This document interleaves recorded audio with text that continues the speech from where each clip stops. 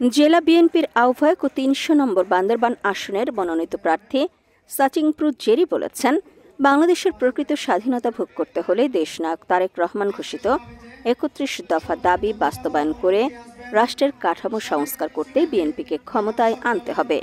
বলেন, বিএনপির হাতকে শক্তিশালী করা এবং রাষ্ট্র মেরামতে দেশনায়ক তারেক রহমানের ৩১ দফার কোনো বিকল্প নেই। কিছু কিছু বিচ্ছিন্ন হয়তো ঘটনা হতে পারে, কিন্তু আজকের এই প্রোগ্রামটা, আজকে এই স্বতঃস্ফূর্ত অংশগ্রহণটা প্রমাণ করে যে থানচি অত্যন্ত বেশি পরিবেশ এবং পর্যটন শিল্প বান্ধব অঞ্চল। তাহলে কি হবে, প্রচুর পর্যটক ভ্রমণ পিপাসুরা আসবেন। যেমন স্পেশালি যেটি বোটওয়ালা 500 to 600 আছে, অনলি বোটওয়ালা। 2 জন হলে 1000 ফ্যামিলি এটার সাথে চলতেছে, আবার গাইড আছে।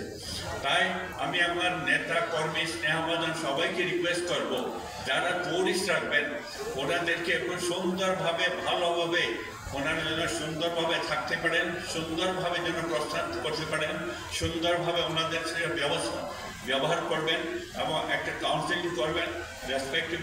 তাহলে কি হবে, পর্যটক অনেক অনেক বেশি আসবে। তাহলে আপনারা সবাই আপামর্জন সবাই আপনারা উপকৃত হবেন, জাতি ধর্ম বর্ণ নির্বিশেষে। তার পাশাপাশি পরিবেশ বলতে আমি বুঝাবো যে 4টা নদী, সারা বাংলাদেশের কথা বলবো না, বান্দরবান পার্বত্য জেলায় 4টা নদী আছে। মেইন হচ্ছে শঙ্খ নদী, মাতামুহুরী নদী, যদি খাল বলি রিজু খাল এবং বাকখাল। এটা এই সময় দেশনায়ক তারেক রহমানের ৩১ দফার রূপরেখার উল্লেখযোগ্য দিকগুলো তুলে ধরেন তিনি। এছাড়া এলাকার উন্নয়ন সহ প্রান্তিক জনগোষ্ঠীর আর্থসামাজিক ব্যবস্থার উন্নয়নের নানা প্রতিশ্রুতি দেন। থানচি উপজেলা সদর সহ আশেপাশের এলাকায় গণসংযোগ ও থানচি সরকারি উচ্চ বিদ্যালয়ের মাঠে ম্রো সম্প্রদায়ের আয়োজনে সমাবেশে প্রধান অতিথির বক্তব্যে তিনি একথা বলেন। এর আগে থানচি বাজারে এক বর্ণাঢ্য নির্বাচনী শোডাউন করেন তিনি।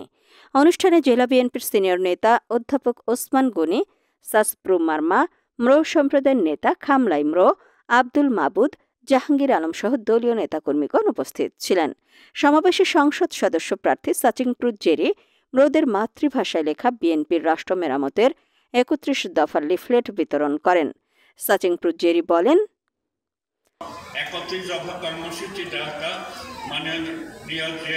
ভারপ্রাপ্ত চেয়ারম্যান মহোদয় যেটা প্রত্যেক জাতির সামনে যেটা উপস্থাপিত হয়েছে, সেটাকে গতকালকে আমরা আনুষ্ঠানিকভাবে এটা প্রেসিডেন্ট ওনারকে সহ আমরা গতকালকে এই অপোজিট পেজে কিন্তু এটা ম্রোভাষী গ্রাম্য ভাষায় তর্জমা করা আছে। এটা আজকে আমরা আনুষ্ঠানিকভাবে গতকালকে শুরু করেছি, আনুষ্ঠানিকভাবে আপনাকে একটা করে দিয়ে যাব।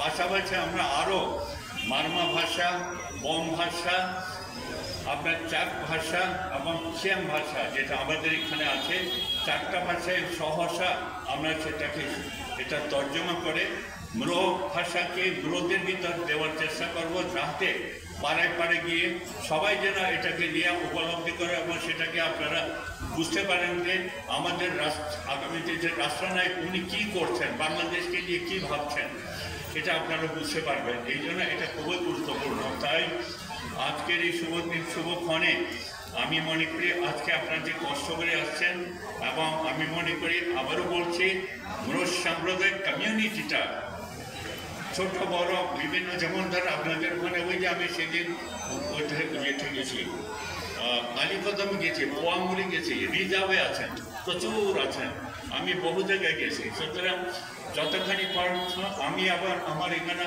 যারা টিমে আছেন সবাই আপনাদের ব্যাপারে অনেক বেশি সফট, এবং এটাকে আমরা ধরে রাখতে চাই। পাশাপাশি আপনাদেরকে আজকে সেদিন গ্রাম্য ভাষার পিছনে গেছিলেন, আর আপনাদের ডিসেম্বরে মনে হয় গ্রাম্যার বাৎসরিক মেলা হবে ওদের 9 মাইলে। গত 2 বছর হয়েছে আমি গেছি, আগামী 4 তারিখ হওয়ার কথা আছে। সেই জন্য ছোট্ট আমার পক্ষ থেকে পাহাড়ি সম্প্রদায়ের সাথে শহীদ জিয়ার গভীর বন্ধন ছিল। বিএনপির আমলে ইমরো আবাসিক বিদ্যালয় সহ অসংখ্য উন্নয়ন হয়েছে। বিএনপি ক্ষমতায় আসলে এই উন্নয়নের ধারা আরও সম্প্রসারিত হবে। সাম্প্রদায়িক সম্প্রীতির যে অটুট বন্ধন রয়েছে, শান্তি ও উন্নয়নের জন্য তা অবশ্যই আমাদের ধরে রাখতে হবে। চিম্বুক পাহাড়ে ইমরো সম্প্রদায়ের শিক্ষা বিস্তারে নতুন একটি শিক্ষা প্রতিষ্ঠান নির্মাণ করা হবে বলেও জানান তিনি।